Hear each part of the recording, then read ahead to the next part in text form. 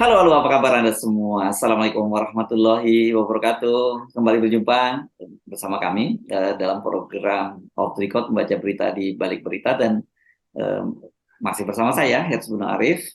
Dan saya Agi Beta, senang sekali menjumpai Anda hari ini, sudah hari Kamis nih Mas Hersu. Ya, tanggal 9 ya, di tanggal 9 Maret. Ini bulan Sa'ban udah lewat pertengahannya ya. Jadi eh, Ramadan sebentar lagi ya. Saya kira dalam 2 pekan ke depan kita udah memasuki masa Ramadan gitu ya.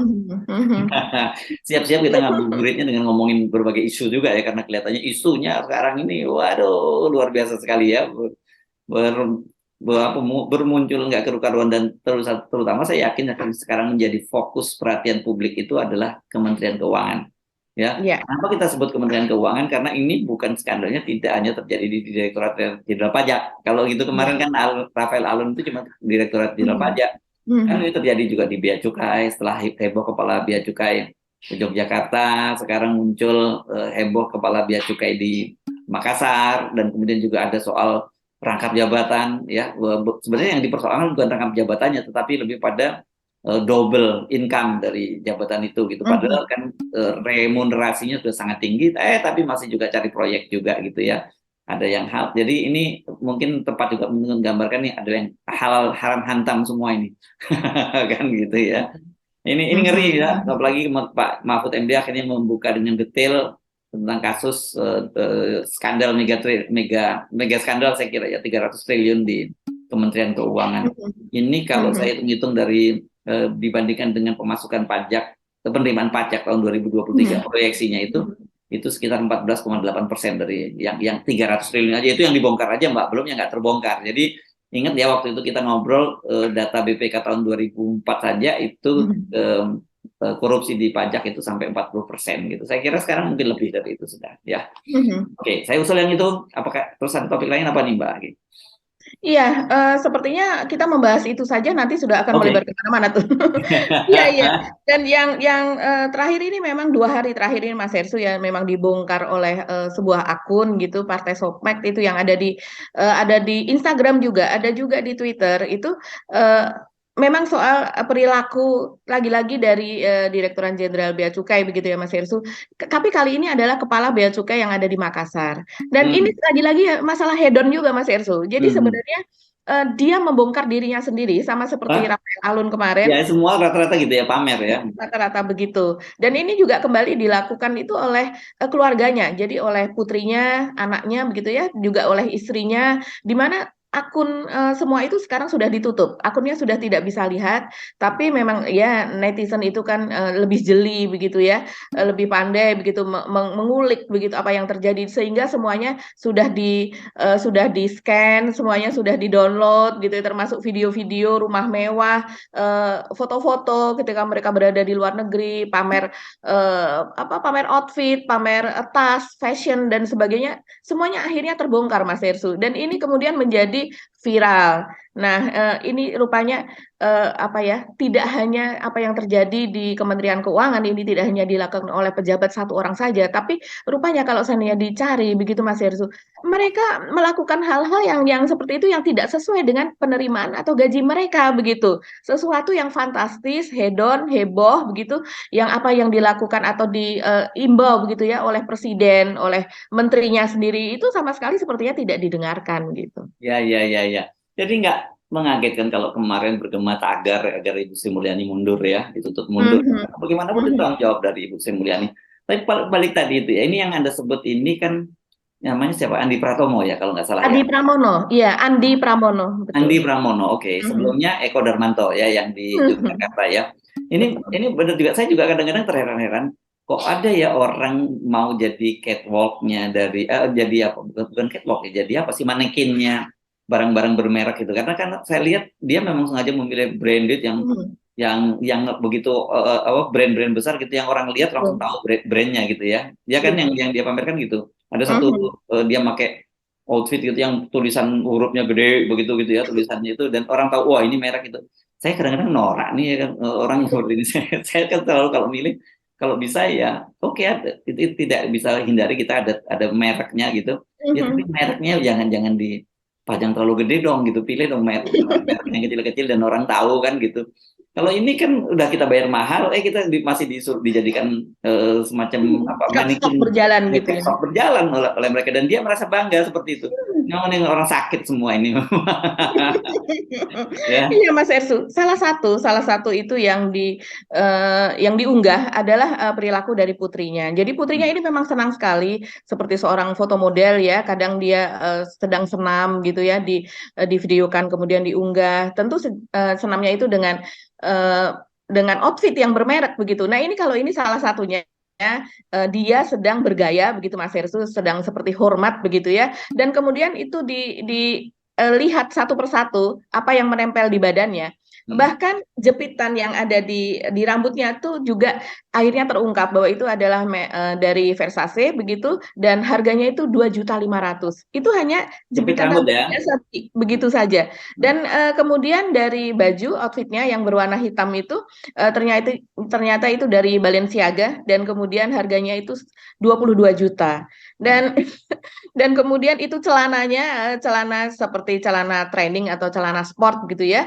Itu yang paling murah itu dari AMG itu harganya 1 juta. Nah, ini belum sepatunya Mas Ersu. Biasanya sepatu itu lebih mahal lagi. Jadi kalau untuk sekali penampilan itu sudah bisa puluhan juta. Untuk satu kali pemotretan kemudian diunggah itu bisa seperti itu. Belum lagi yang lain-lain ketika dia berjalan begitu ya. Dia berjalan kemudian memamerkan tasnya yang diayun-ayun dan sebagainya.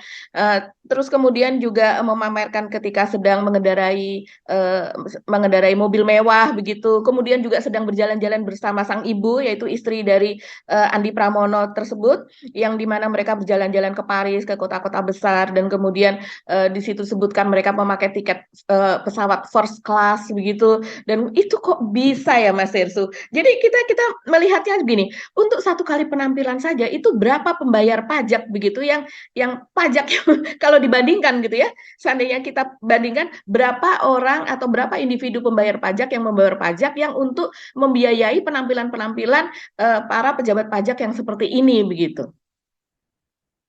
Kalau nggak salah dia ini sudah sempat diperiksa gitu ya, dan saya sempat membaca ada pembelaan katanya anaknya ini memang memang apa sih yang sebut Instagram itu apa namanya Mbak, di situ Selebgram. selebgram gitu, dan sering mengendorse produk-produk. Yakin dia di mengendorse produk yang Anda sebut tadi, Balenciaga dan sebagainya tadi Iya, ya. betul, betul. Biasanya kalau yang mengendorse seperti produk-produk yang memang sudah produk internasional, mereka memiliki brand ambassador sendiri, mereka memiliki modelnya sendiri.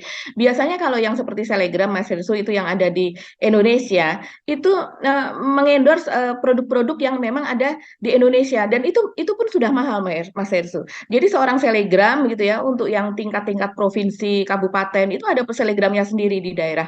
Mereka bisa mengendorse, sekali endorse itu dari ratusan ribu sampai dengan 6 juta, 5 juta seperti itu. Bahkan ada juga yang sampai 9 juta itu untuk tapi ada termnya. Jadi berapa kali dia tampil, berapa kali dia pemotretan kemudian dia unggah dan dia kasih komentar di situ. Ya. Tapi kalau itu untuk sudah nasional, itu artis-artis begitu ya, sudah nasional, itu sekali unggah ada yang sampai 30 juta, 40 juta, bahkan sampai 75 juta atau 80 juta. Jadi memang kalau bayangkan saja kalau seandainya dia bisa mengunggah berapa kali begitu ya dalam 1 bulan, ada kontraknya berapa, jadi dia memang mendapatkan nilai yang besar. Tapi itu Oke. perusahaannya pun perusahaan yang besar, Mas Ersu gitu. Ya, oke. Tapi kan ini tadi ada pembelaannya bahwa dia punya penghasilan sendiri gitu. Tapi kalau lihat rumahnya yang dipamerkan, ya rumahnya ini di kawasan, ya, ini kawasan cukup mahal ya di Cibubur ya Mbak ya. Ya, legenda wisata ya. Rumahnya gede banget ya. Ini ada kita bisa lihat videonya ya Mbak. Ya. Lagi ya.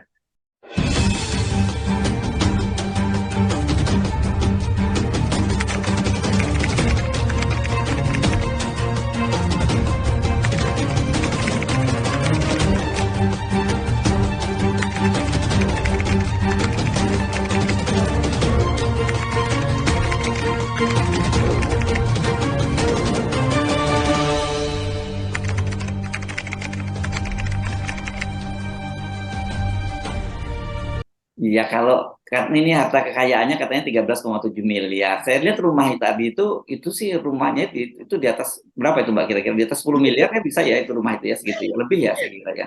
Iya, rumahnya besar sekali, entah berapa kafling ya. Sementara ya satu rumah saja di sana begitu. Ya kita yang di Jakarta ini rata-rata punya saudara yang memiliki rumah di Cibubur lah begitu ya. Hmm. Memang rumah-rumah besar di sana. Untuk satu kafling saja itu nilainya itu sudah miliar begitu.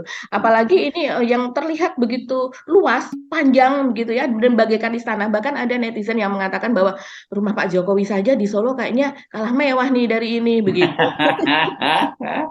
Tahu begitu nggak jadi presiden deh, lebih baik jadi pegawai bea cukai atau pegawai pajak ya. Salah profesi Pak Jokowi. Ya, ya, ya.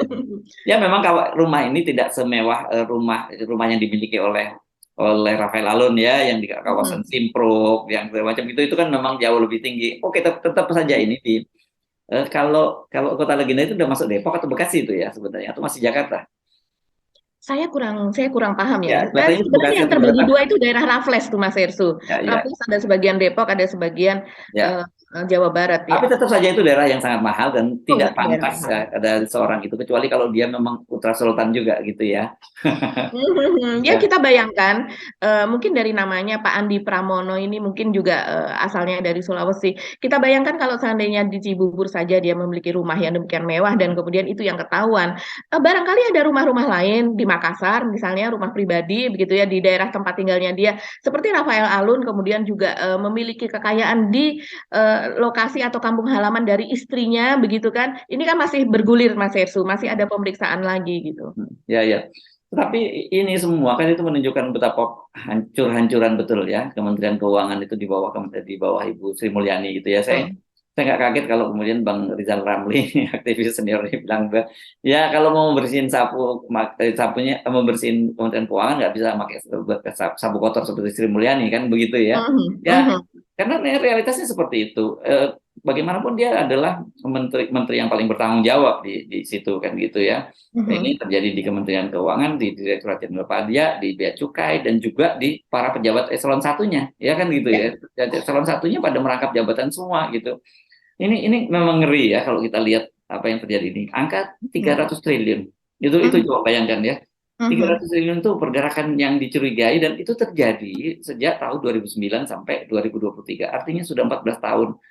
Dan itu ternyata saya yakin itu termasuk kan ya kalau kalau Rafael Alun itu dilaporkan pada tahun 2012 ya. Iya. Berarti kan sebenarnya proaktif dong PPATK sejak lama gitu. Tapi Mhm. persoalannya seperti kata Pak Mahfud, ya kalau nggak viral itu ya Mhm. dilakukan tindakan. Kalau bahkan di netizen kan sekarang disebut bahwa no viral no case atau no viral no justice gitu ya Mbak ya. Iya. Mhm. Mhm.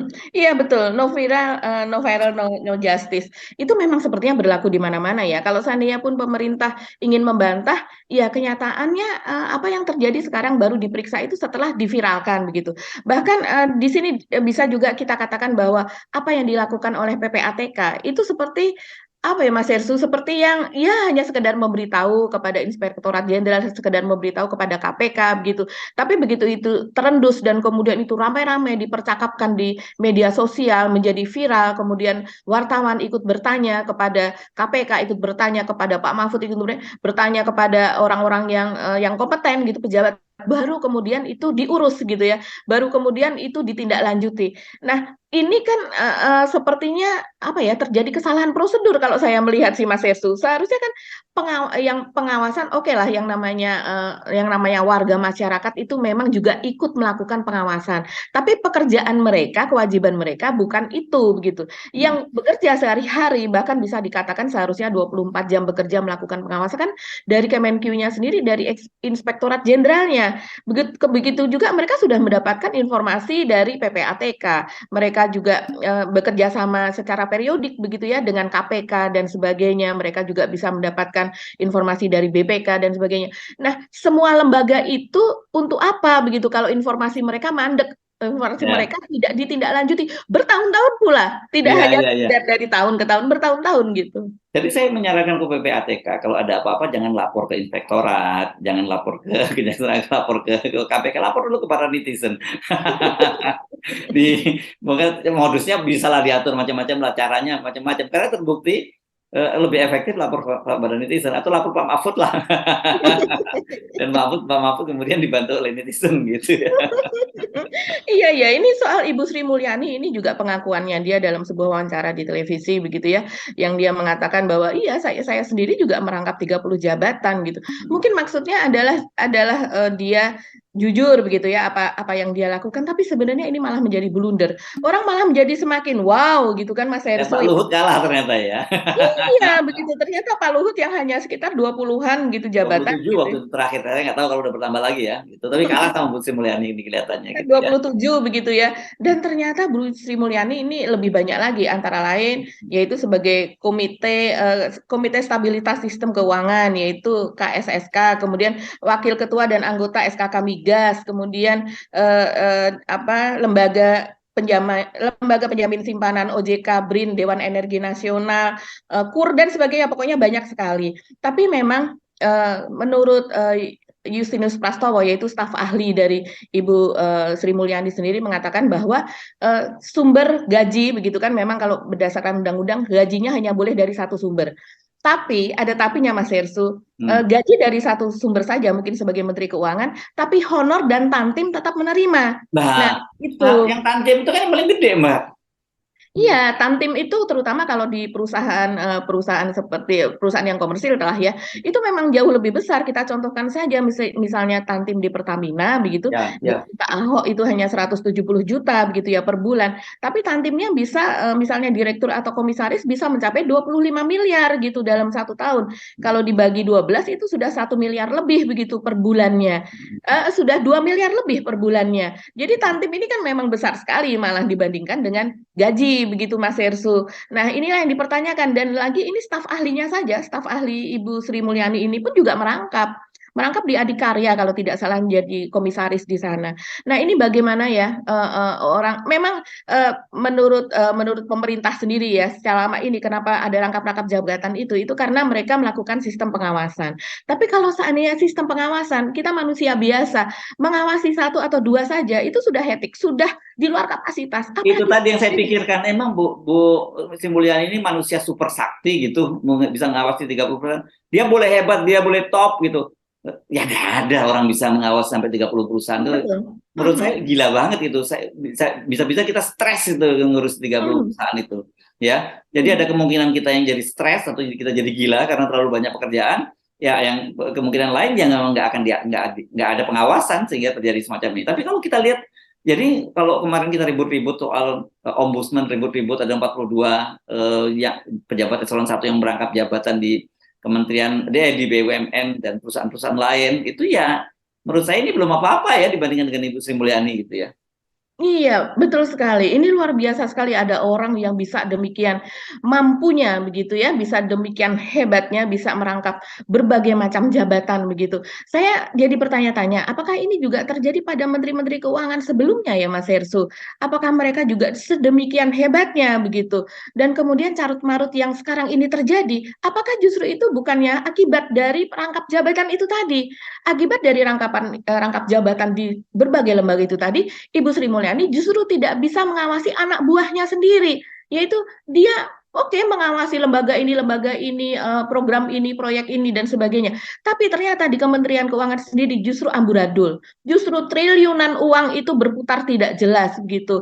Nah, ini artinya apa? Artinya di dalam sendiri tidak mampu. Di dalam sendiri tidak mampu membersihkan, tidak mampu mengawasi, tidak mampu membuat sistem atau mengawasi SOP dengan benar begitu ya. Walaupun dia bisa saja menimpakan kan sudah ada inspektorat jenderal. Kalau inspektorat jenderalnya bekerja tidak dengan baik, itu artinya yang salah adalah atasan kan Mas Hersu. Bahkan kalau sebuah kasus korupsi itu diperiksa tuh setidaknya 3 tingkat di atasnya begitu.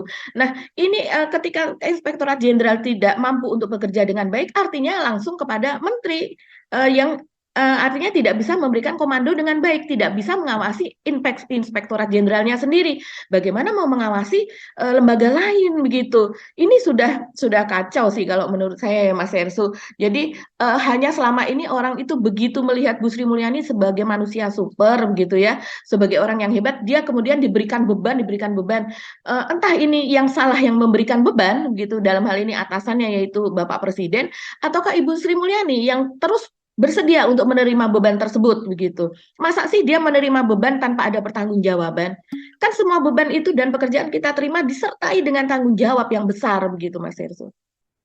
Saya kira udah overloaded ya Ibu Sri Mulyani itu, dan akhirnya ya semua urusan terbengkalai. Jadi saya nggak menyalahkan kalau kemudian banyak yang menuntut Ibu Sri Mulyani mundur gitu ya, karena menurut saya ya apa pilihannya lain lagi ya kalau sudah begitu ya, karena ini jelas ancur-ancuran ini Kementerian Keuangan di bawah Ibu Sri Mulyani ini clear lah ya, fakta-fakta ini menunjukkan semacam itu. Jadi dia memang karena tadi saya tidak tahu apa karena memang itu permissiveness gitu ya, karena pembiaran, atau karena ya sama-sama melakukan hal yang sama, atau ya tadi itu karena overload tadi sehingga dia terjadi banyak hal penyimpangan semacam itu, dan kemudian ketika meledak semuanya menjadi loh gitu aja semua kita kan gitu. Iya, iya, betul sekali Mas Hersu. Ini kan beban Ibu Sri Mulyani tidak hanya sebagai bendahara yang kemudian dia hanya mengelola keuangan negara, tapi juga bagaimana agar kita hutang-hutang yang sudah menumpuk yang sangat besar ya, 7.000 triliun lebih bahkan hampir 8.000 triliun itu bisa dibayarkan tepat waktu. Tidak hanya bunganya tapi juga pokoknya. Bahkan sudah belakangan ini tidak hanya tahun 2023, 2022, bahkan sebelumnya pun juga sudah para pengamat mengatakan bahwa kita hanya mampu misalnya hanya membayar bunganya saja. Sementara kalau seandainya kita melakukan hutang lagi, maka sebagian besar dari hutang itu adalah dipakai untuk membayar bunga, begitu. Jangankan untuk membayar pokok, begitu kan. Tapi kan selalu dikatakan bahwa kita mampu, kita mampu, kita mampu, begitu. Nah, ini adalah bagian dari kinerja dari Ibu Sri Mulyani tersebut, begitu, Mas Hersu. Di mana misalnya dia harus melakukan pembagian dengan ketat. Saya bisa bayangkan APBN yang tadinya tidak ada alokasi untuk kereta cepat, tiba-tiba ada permintaan dari Pak Jokowi, dari Pak Luhut begitu ya, untuk agar mengalokasikan sebagian APBN itu untuk menambah dana untuk kereta cepat yang ternyata memang hasil hitungannya dari Cina itu bodong lah, bisa dikatakan demikian, karena mereka melakukan perhitungan yang seharusnya dihitung kemudian dihitung tidak mereka hitung begitu kan. Iya, iya sebenarnya sejak awal ketika kita kemudian tahu bahwa Ibu Sri Mulyani menyetujui itu, ya itu kereta cepat aja kita sudah mulai curiga gitu, ada apa yang terjadi gitu, karena kita tahu justru malah Menteri Perhubungan pada waktu itu ya Ignatius Jonan yang ngotot ya menolak untuk itu kan gitu ya. Betul. Dia waktu itu malah menyatakan bahwa ini ya proyek ini nggak sesuai dengan yang roadmap dari apa transportasi yang dia sedang siapkan, dan dia menolak hadir kan pada waktu breaking itu. Dia nganggap bukan itu nggak penting itu soal kereta api cepat, itu bukan itu justru menurut dia. Nah kita nggak dengar pada waktu itu Ibu Sri Mulyani ribut seperti halnya Jonan gitu ya. Artinya tetap menyetujui, dan ketika padahal pada waktu itu Pak Jokowi masih bicara soal bahwa ini tidak akan mengambil APBN. Saya kira mungkin gitu dia nggak ributnya ya pada waktu itu. Tapi ketika akhirnya ternyata Pak Jokowi berubah ucapannya dan ternyata kemudian mengambil dari APBN, kenapa kok Ibu Sri Mulyani diam saja nggak menolak kan begitu? Ya ini jadi saya lihat sebenarnya Ibu Sri Mulyani itu tidak sesuai dengan profilnya, nggak sesuai seperti yang digambarkan oleh banyak orang yang dipuji-puji begitu banyak orang bahwa dia ini termasuk jenis spesies yang berbeda dibandingkan dengan para menteri di kabinetnya. Menurut saya sama aja gitu, realitasnya malah lebih parah dalam situasi yang sekarang ini kan gitu. Dan benar saya mengamati juga ini kenapa dia mesti justru mondar-mandir ke televisi, ke podcast gitu, bukannya ke media-media, bukannya dia malah memperbaiki internalnya, tapi dia kan seolah-olah ini ketika terjadi kebocoran, dia bukan mencari sumber kebocoran itu, tapi dia coba membendung supaya itu bocornya tidak keluar kemana-mana gitu. Itu yang saya tangkap Mbak Agi. Iya, betul sekali Mas Yesu. Itu juga dipertanyakan oleh banyak pengamat, juga oleh warga masyarakat yang diperbincangkan juga itu di media sosial begitu ya. Dan saya rasa itu adalah bagian dari keriuhan media sosial saat ini. Jadi dia menganggap bahwa lingkungannya begitu ya. Saya rasa itu tidak hanya keputusan pribadi dari Ibu Sri Mulyani, tapi juga ada merupakan hasil konsultasi dari tim media dari Kementerian Keuangan sendiri. Dan kita tahu tim media dari Kementerian Keuangan salah satunya misalnya adalah Pak Justinus Prastowo yang sekarang menjadi staf khusus Kementerian Keuangan, dan dia adalah sebelumnya dikenal juga sebagai pembisik gitu ya, sebagai buzzer atau influencer di media sosial sebelum menerima jabatannya yang sekarang begitu. Jadi memang apa ya, pikiran mereka terhadap bahwa media sosial dapat menyelesaikan masalah, dapat menggiring opini publik itu kuat sekali begitu Mas Hirsu. Padahal kalau kita melihat dalam kasus Ibu Sri Mulyani ini cukup dengan pernyataan Ibu Sri Mulyani misalnya mengatakan, "Oke, 39 petinggi Kemenkyu yang rangkap jabatan itu akan saya tinjau kembali." Misalnya dia melakukan jumpa pers seperti itu begitu, akan saya tinjau kembali dan kemudian akan saya benahi mana yang betul-betul penting dan mana yang tidak. Karena sekarang ini tuduhannya adalah ya itu hanya sekedar bagi-bagi jabatan saja begitu. Ya, ya, ya. Karena BUMN dan sebagainya begitu ya yang kemudian dirangkap jabatan oleh para pejabat Kemenkyu itu banyak juga yang merugi atau keuntungannya tidak besar sebelumnya. Jadi kalau seandainya itu terjadi seperti itu, buat apa mereka melakukan pengawasan di situ? Kan seperti itu. Serahkan saja kepada para profesional dan profesional itu dituntut dengan gaji sebesar itu dan mereka harus bisa membuat BUMN itu untung begitu. Tentunya profesional ini akan bekerja dengan semaksimal mungkin begitu Mas Hersu karena mereka terancam setiap saat mereka bisa diganti begitu misalnya. Nah, tapi kalau yang sekarang ini dengan merangkap jabatan itu walaupun kita lihatlah sebelumnya BUMN Karya itu kan banyak sekali yang rangkap jabatan di situ komisarisnya. Toh ambruk-ambruk aja, ancur-ancur aja begitu Mas Hersu. Nah, apakah kemudian kalau seandainya itu ancur, kemudian komisarisnya yang rangkap jabatan itu kemudian bisa dituntut begitu ya. Kok kamu sudah menjadi ini kemudian sudah menjadi pengawas di situ. Kamu selama ini kerja apa? Selama ini tidak ada juga yang seperti itu begitu. Kemudian mereka membuka, oh dia ketika masa dijabat oleh komisaris ini atau direktur yang hasil apa namanya ditaruh di situ begitu ya. Terus kemudian dia kinerjanya tidak bagus, kemudian dia dituntut atau tidak ada Mas Ersu. Jadi tidak ada jaminan bahwa pengawasan itu akan membuat BUMN atau perusahaan yang kemudian dia ditempatkan itu menjadi lebih baik begitu Ya. ternyata. Dan yang persoalan kan sebenarnya bukan semata-mata soal rangkap jabatannya. Kalau dalih mereka bahwa kan mereka ini mewakili pemegang saham dalam hal ini pemerintah gitu, jadi mengawasi itu. Oke, kalau kayak gitu ya mereka harusnya tidak boleh double penghasilan, apalagi kalau Iya, sumbernya sama-sama dari APBN kan gitu. Meskipun mereka harus alasannya serius lah. ya kalau BUMN kan udah bukan bagian dari APBN kan mereka seperti itu. Siapa bilang? Karena sekarang banyak sekali penyertaan modal dari pemerintah itu kan diambilnya dananya dari APBN kan gitu. Betul. Tetap Iya. saja gitu ya. Jadi Mhm. artinya padahal kan yang di persoalan remunerasi mereka udah sangat gede, ditambah lagi dengan tantim dan bonus yang gede dan gaji yang gede dari BUMN ini kan yang jadi masalah. Kalau mereka menjadi pengawasan ya gajinya salah satu aja kan begitu ya. Iya. Tentu nggak boleh milih. Oh kalau gitu saya milih di gaji di direksi ya. Kalau jadi direksi komisaris, kalau milih komisaris saja ya Kak, keluar dari mundur dari jabatannya di Kementerian Keuangan kan, padahal kan mereka itu menjabat di situ sebagai ex officio karena jabatan mereka di Kementerian Keuangan kan, seperti itu sebenarnya yang bagi. Iya, sebenarnya seperti itu. Sebenarnya mereka mengawasi saham atau penempatan modal milik pemerintah di perusahaan tersebut, begitu Mas Hersu. Tapi kita juga tahu bahwa seringkali mereka adalah yang ditempatkan itu adalah relawan Jokowi yang tidak kompeten, begitu kan? Seperti misalnya pemusik, begitu pemusik ditempatkan di perusahaan, begitu, dan kemudian alasannya adalah, oh dia pandai dengan musiknya, dia nanti Bisa buat konten apa iya segala bisa macam. bisa buat konten dan kontennya nanti bisa gratis apa dan sebagainya begitu.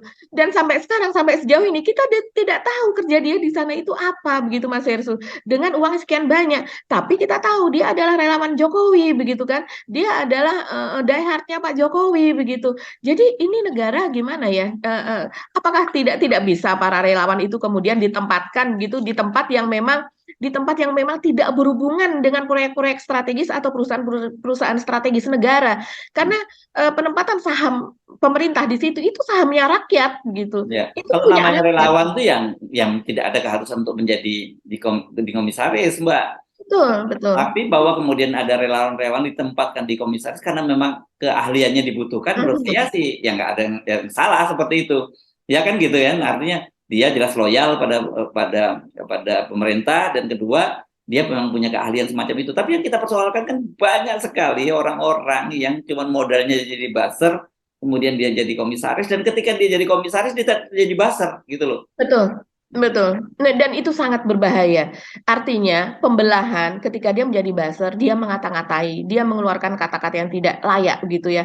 Dan kemudian mengakibatkan pembelahan, bahkan terjadi perang di media sosial, perang tweet war atau perang cuitan begitu dan eh, itu artinya negara kan ikut berperan dalam melakukan pembelahan itu. Kenapa? Karena orang itu bekerja pada saat dia mencuit, pada saat dia membuat narasi, dia digaji oleh pemerintah begitu, yang artinya pemerintah melakukan membiayai dia untuk mengerjakan pembelahan di media sosial dan sayangnya itu gaji dia juga berasal dari rakyat, tapi yang dibelah adalah rakyat juga.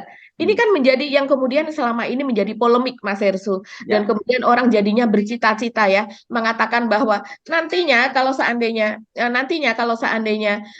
pemerintahan atau rezim ini berganti, maka salah satu yang dibenahi adalah para buzzer, yaitu mereka akan mereka akan dibersihkan dari BUMN, mereka akan dibersihkan dari jabatan-jabatan strategis gitu. Kalau kalau seandainya ini selama ini mereka bekerja menjadi komisaris BUMN dan sebagainya, tapi bekerja dengan baik begitu, ya. meninggalkan pekerjaan buzzer yang sebelumnya, saya rasa rakyat atau netizen gitu masyarakat tidak akan punya cita-cita yang Ya, seperti itu jadi gitu. syaratnya itu ya, syaratnya dia buzzer tobat. Yang kedua dia memang sesuai dengan profesionalisme, sesuai dengan keahliannya gitu loh ya. Jadi Mhm, jangan asal mhm. buzzer tobat juga Mbak. Buzzer tobat tapi dia pelongo-pelongo aja ya percuma aja kan gitu. Iya, iya, iya. Ya, itulah Mas Efsu kalau seandainya negara itu dikelola dengan apa yang dikatakan, yang diomongkan itu tidak sesuai dengan apa yang dijanjikan, apa yang dikerjakan tidak sesuai dengan apa yang dijanjikan. Begitu Mas Efsu. Jadi bagi-bagi tadinya kan ada ya akhirnya ini kita jadi melenceng kemana-mana, tapi sebenarnya tidak melenceng karena semuanya itu memang saling berkaitan. Seperti janji bahwa menteri semuanya harus profesional. Menteri bukan berdasarkan pertimbangan politik. Pertimbangan politik artinya bagi-bagi kekuasaan dengan partai. Tapi yang terjadi kan tidak. Di setiap partai ada berapa menteri saya di sana, begitu. Ada berapa dari partai ini ada 3, 2, 5 seperti itu kan. Akhirnya pembagian kekuasaan yang seperti itu dan ya kita tahu sih karena memang memang tidak apa yang terjadi kemudian tidak sesuai dengan janji begitu Mas Hersu. Yang azas profesionalitas, profesionalisme yang tadinya dijanjikan itu sangat-sangat jauh dari apa yang dijanjikan. Oke, saya kira kita Oke. hari ini spesial kita ngomongin Kementerian Keuangan karena ini memang sangat sangat serius ya, karena bagaimanapun juga ini bendaharanya negara gitu ya. Dan kuncinya di situ, kalau sampai terjadi apa-apa pada Kementerian Keuangan, dia bisa ambruk ini negara ini. Dan melihat skandal seperti ini, kita membayangkan harusnya gitu, sekali lagi BBM itu subsidinya nggak dicabut ya. Iya. Harusnya subsidi pupuk, subsidi apa nanti bisa dilakukan. Harusnya harga-harga listrik, tarif listrik juga nggak naik terus kalau tidak dikorup oleh para Betul. pejabat negara seperti ini. Dan bayangkan dia kemarin kita bicara ada seorang ibu hamil yang dia harus meninggal dunia bersama bayi dalam kandungannya karena ditolak di RSUD dan dia tidak punya duit untuk masuk ke rumah sakit swasta, tapi sementara ini ada istri pejabat yang pejabatnya padahal pejabat ini rendahan juga lah levelnya gitu, level eselon 3 dan sebagainya, tapi tiba-tiba bisa bermewah-mewahan pakai brand ternama dan kemudian liburan ke keliling dunia. Ini kan benar-benar ini nggak masuk akal, dan kalau ini kita biarkan, ini bangsa ini akan diazab dan kita juga akan, jangan Iya. salah loh, kita juga terkena, yang tidak Terima. terlibat pun kena azab juga itu loh. Itu yang mesti kita ingatkan. Kenapa kita mesti terus bicara soal ini? Dan saya kira dalam waktu belakangan ini saya melihat justru netizen itu energinya itu luar biasa positif Pak, untuk perbaikan bangsa ini ya. Mulai dari kasus yang paling ramai tentu saja, mulai Sambo, terus kasus ini dan sebagainya, ini luar biasa. Dan kita mesti memberikan apresiasi. Saya kira kalau selama ini disebut bahwa netizen itu hanya tempatnya ngerumpi, tempatnya tweet war dan sebagainya, ternyata dalam kasus-kasus semacam ini mereka ini jauh lebih bermanfaat dibandingkan para inspektorat maupun aparat penegak hukum yang ada di Indonesia gitu ya Mbak ya. Iya, iya, mereka adalah pegawai inspektorat tanpa gaji, tanpa tantim, Yes. gitu ya. Oke. Karena itu semuanya nanti kita mesti kenalkan ya Mbak. Semua yang kekacauan ini mesti kita kenalkan supaya negara ini menjadi lebih baik lagi dan kita menciptakan informan yang baik untuk anak cucu kita yang ada nanti. Kalau kita kayaknya sudah nggak punya harapan lagi. Apa boleh buat nasib ya. Oke. Sampai ketemu lagi ya. Mbak Agi, kita mesti pamit. Mhm. Iya, dan saya Agi Beta Ya, bersama Mas saya Verso. Sunarif sampai Ya, kita pamit lagi. Assalamualaikum warahmatullahi wabarakatuh. Waalaikumsalam warahmatullahi wabarakatuh. Ya.